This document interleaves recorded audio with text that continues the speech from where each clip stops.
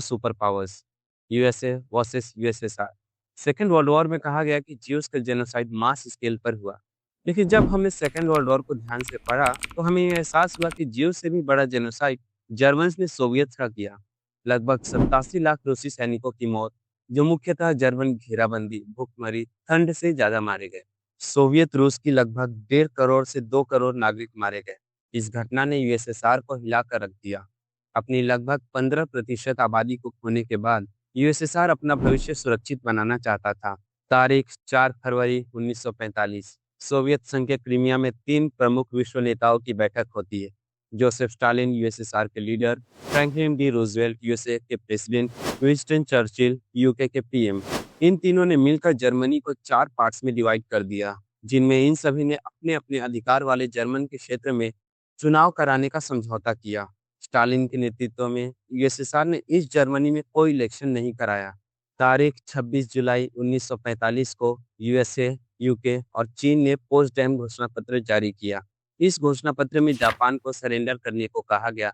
चूंकि Soviet Russia आधिकारिक रूप से जापान के विरुद्ध युद्ध में नहीं उतरा था, इसलिए घोषणा पत्र में यूएसएसआर का कोई जिक्र नहीं है। पोस्टडैम घोषणा पत्र की कुछ अहम बातें।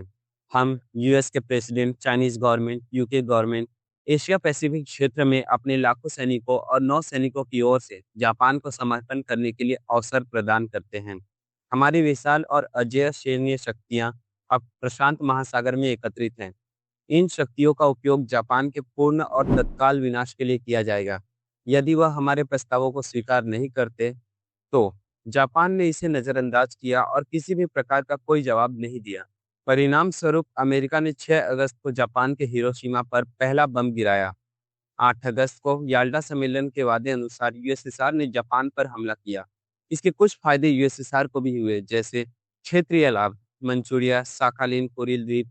यह यूएसएसआर वापस लेना चाहता था, जो उसने 1905 की लड़ाई में जापान के हाथों हार में गंवा दी थी। 9 अगस्त को दूसरा परमाणु बम जापान के नागासाकी पर गिराया गया। जापान पूरी तरह से टूट गया और युद्ध की इच्छा एवं क्षमता दोनों समाप्त हो गई। 15 अगस्त 1945 को जापान ने सरेंडर किया। 30 अप्रैल 1945 को हिटलर ने आत्महत्या कर लिया। सोवियत संघ और अमेरिका की सेनाएं जर्मनी को अपने कंट्रोल में ले चुकी थी। जर्मनी 4 भागों में बटा। पूर्वी जर्मनी पर सोवियत संघ का कब्जा, उत्तर पश्चिम जर्मनी पर यूके का कब्जा, दक्षिण पश्चिमी जर्मनी पर यूएसए का कब्जा, दक्षिणी जर्मनी पर फ्रांस का नियंत्रण हो गया। इसके बाद शुरू होता है दो विचारधाराओं में टकराव, समाजवाद वर्सेस पूंजीवाद। सोवियत संघ ने ईस्ट जर्मनी को पूरी तरह से कम्युनिस्ट स्टेट बनाकर पेश किया। वहीं दूसरी ओर यूएस, फ्रांस, यूके ने वेस्ट जर्मनी को फुल कैपिटलिस्ट स्टेट बनाकर पेश किया।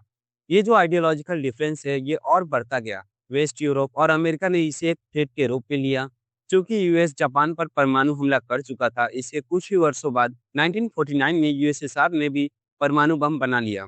इसके बाद दोनों ही राष्ट्रों में शुरू होता है विध्वंसक हथियार बनाने की एक विनाशकारी रेस। इन दोनों महाशक्तियों ने पूरे विश्व को अपनी जागीर समझ ली थी।